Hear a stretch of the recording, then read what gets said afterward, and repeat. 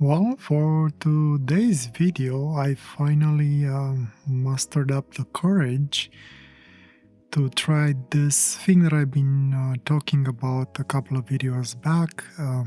It is, well, as the title says in the video, a Pelikan GRAPHOS. I've never used GRAPHOS before. This is my first time. I had this specific thing that you see right now in my collection for a couple of years, but I never really tried it out. Well, up until today. The thing that I did with this, when I got it, as you can see, it is in a pretty vintage stage. I was thinking that maybe I could clean it up and specifically the box, that I can clean it up and maybe make it look a little bit better, but then I decided not to because, well, I guess part of using all things like this is the fact that it has some weathering, it has its own look, its own character, and I liked it the way it was, so I decided to keep it as is. I'm not sure if this is a different brand that basically used the Pelikan GRAPHOS in its kit, or this is just a different lineup from Pelikan. But on the case, as you've seen at the beginning, it did says Markan or something like that, or Marang. I'm not sure. That K looks like an R depending on how you look at it, I guess, and if you think it's something fancy or not. And I tried to do some Google on this Markan. I'll call it Markan because it kind of looks like a K to me mostly. I tried to do some search on it, but I wasn't able to find anything, so I'm not sure exactly what it is. However, inside of this case, there is a set of nibs, I guess we can call them nibs, and a eyedropper that can be used with these nibs, and on it, on the body of the pen, I'll call it a pen for now, it is inscribed Pelikan GRAPHOS. Very interesting instrument. My set came with 9 nibs and I assume it is a plotter holder, which I'll never use. Seems to have like a missing screw in there, which is fine again. I'm never really gonna use it. And maybe there was another nib that seems to be missing in there, or some other type of thingy-majiggy that was used for who knows what. I had some issues with these eyedroppers, specifically the body. As you've seen, it has a very interesting setup. When you remove the cap, you do have two things that you slide the nib on, and then you have like a little bit of a knob in there that you use to pull out the feed. And then you kind of feel the body of the pen as you would feel a regular eyedropper fountain pen. And then as an odd thing, the nib, once you put it on the feed, I guess, it cannot stay there when you're trying to cap it. When you put the cap back on, you always have to remove it. Fortunately though, removing the nib and putting the nib back on is fairly easy. It is a little bit of an involved process in the sense that with this pen, as you use it, you will have inky fingers, like it or not. So if getting dirty is not really your thing, either you wear some gloves or, I guess, don't use it. I think the most challenging thing about this pen is filling it up. Now, before getting to fill up, just as a quick story, this is the original pen that came with the kit, at least from my perspective. However, I wanted to have a couple of more as a reserve or as a backup in case this one goes bad. So I bought 2 more bodies from eBay a couple of years back when I got this pen as well. Fortunately, back then they were still kind of cheap. And every single one of them, including the one in the kit, was clogged with dried up ink. I assume back in the days they used to use it with ink, something similar with the Rotring ink that you have right now that you use in technical pens, or maybe even India ink. I'm only assuming, I don't know 100% sure, but the ink that was inside of it dried, the way it was dried up and the way it was clogging the feed and all that stuff in there, felt like India ink. It had the same consistency as India ink that was fully dried up. Reclaiming these as working pens was a little bit of a chore. Unfortunately, one of them out of the three was completely destroyed because that feed, it's actually pretty fragile. Obviously, it's not plastic. I assume it is ebonite. It looks like ebonite, feels like ebonite. I assume it is that. I think also the body of the pen might be ebonite. Not 100% sure.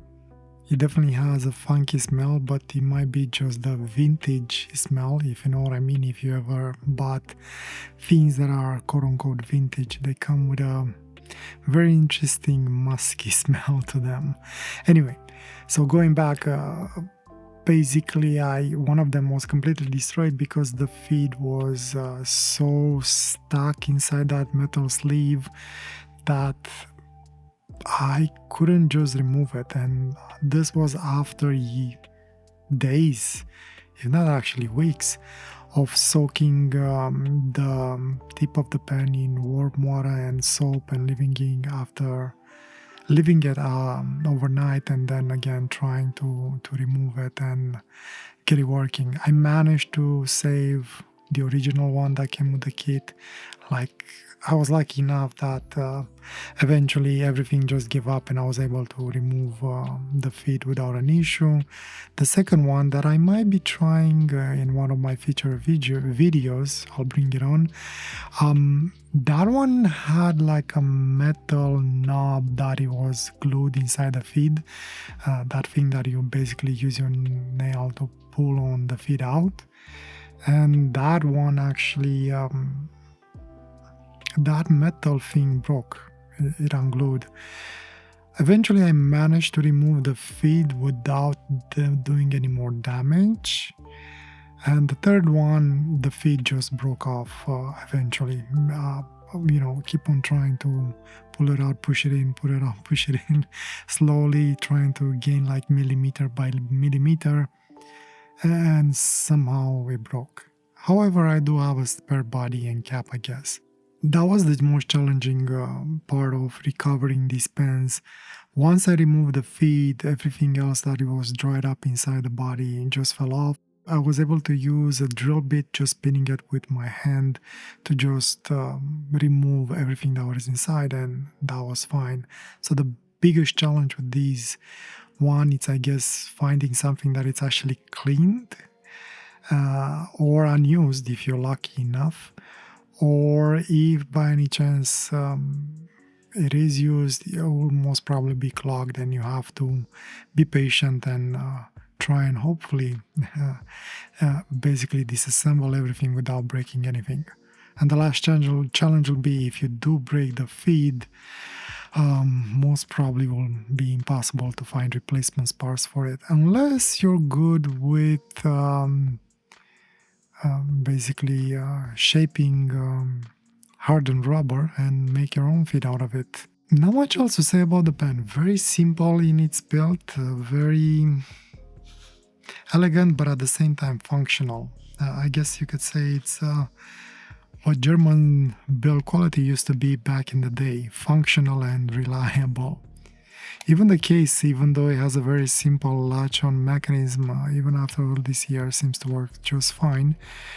And it's very simple to use. The only challenge with it is that pin that locks the lid in place. It's a little bit crusty and rusty, but I'll leave it as is. It doesn't bother me. Kind of, like I said, it brings its own personality to it.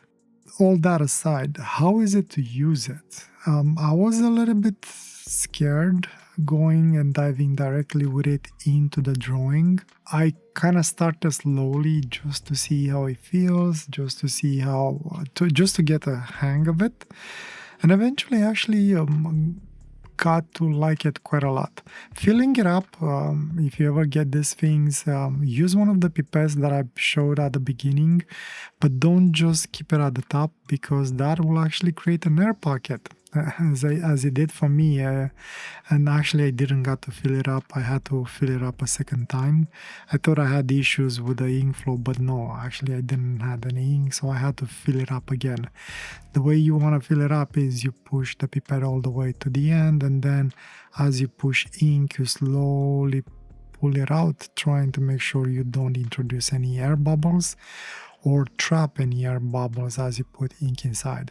The second fill worked out pretty well, and once I got it working well, which again was a user error, not a pen error, the ink flow was excellent. I can't even describe it.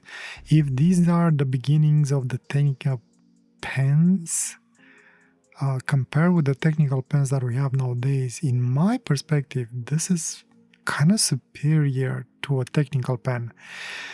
Now, I don't know if you can find nibs out there that are very fine, like you can get in some of the newer technical pens, but the mechanism in this one is much better in my perspective. The nibs can be clean very easily. I mean very easily. You just pull it out and then you twist that top part to form like an X shape, and then you just clean it. Nothing really challenging from my perspective. With a new technical pens with that needle that goes inside that sleeve, it's almost impossible sometimes to clean it without removing and then putting it back. It's a complete it's a disaster waiting to happen. So from my perspective, I am sold on these GRAPHOS pens. The flow is very good. Usually the way you use it, from what I've seen, they say you kind of have to use it on its side. So basically the nib kind of sits vertical, so to speak. But as I was playing with it and as I was experimenting with it, I noticed that you can actually use it in pretty much any position. You might have to keep it a little bit more upright sometimes, but yeah, you can get some really cool stuff with it. And if you want to get like those long lines, yes, you kind of use it horizontal or vertical. You don't use it like a regular nib because the slit in theory, it's on its side, is not gonna be like you have the nib cut on the normal or modern fountain pens. And as I was working with it, I fell in love with it. I like it. I like it a lot. I like it to the point where I most probably gonna be using it for my next 3 pages that are left inside this notepad. And yeah, I really want to get to learn how to use it a little bit better. So yeah, I'll dedicate my time for my next at least 3 drawings and keep on using this as a tool. I might try different nibs, because that's the cool part about it. You can easily swap nibs in this one. Even though looking at the nibs in the kit that came with, it's not that much of a diversity in there, in the nib thickness, I guess. As a funny thing, when I got them, they were all completely rusted, and I managed to clean them up and remove the rust as much as I could have. And yeah, they seem to be working just fine. You can still find nibs like old unused nibs, and I do have a set. As a side note, Pelikan was not the only brand that was making this. Rotring was making the GRAPHOS as well. However, I only have the Pelikan ones. I never got a chance to look at the Rotring ones, and when I recently got to look again at them, I was a little bit disappointed because the prices have triple or quadruple based on what I remember. So I don't know if I want to buy one at this point in time, considering my situation specifically right now. But who knows, maybe eventually I'll get one just to mark them, or just to test them and compare them. One thing for sure, I do have some rotary nibs, and they seems to fit the pen, so the mechanisms was probably interchangeable. Anyway, I think I've been talking a lot. This video probably turned out to be a little bit longer than what I've been doing lately, only because it's kind of a new tool and I was excited for it. The drawing turned out actually very interesting. I'll be honest with you, I didn't really pay attention to what I was doing. I was mostly focused on learning on how to make the lines and work the details on the pen, specifically since, to my surprise, it tends to be a little bit on the wet side, which doesn't bother me. It's just I did not expect that. Think of it as a wet, thin line. But the problem is when you're trying to do cross-hatching or put multiple lines next to each other, that's when the ink will tend to puddle. So maybe it's the ink. I decided not to go with my regular ink that I've been using, the octopus ink, only because I don't know how it will affect the pen. I don't know if the ink will dry quickly inside the pen. I don't know if the cap seals well. So I decided to go still with a sort of a permanent ink, but on the safer side. I'm using the Noodler's black ink. Still works pretty good. When I used the water brush, it did wash a little bit, not as badly as I remember. I did use a heat gun to dry the ink as much as I could before using the water brush, so maybe that helped. So the drawing turned out okay. Nothing really crazy. Like I said, I didn't really pay attention to it. However, I do think I kind of ruined it when I used the inks to introduce color into it. I kind of have regrets I used orange with this one, and the way it combined a little bit since he was diluting the Noodler's black ink, the colors got darker than I would have liked them to. So yeah, not my best one, specifically not compared with my latest fourth ones that I've been doing, and I really enjoyed. But that's okay. This was a new tool that I wanted to try, so I did not expect it to get something amazing out of it, and I did expect it to have some issues. So let's hope that the next one will be a little bit better. And that said, thanks for joining me. And as usual, I wish you nothing but the best and a wonderful day or night, wherever you are. Take care. Bye.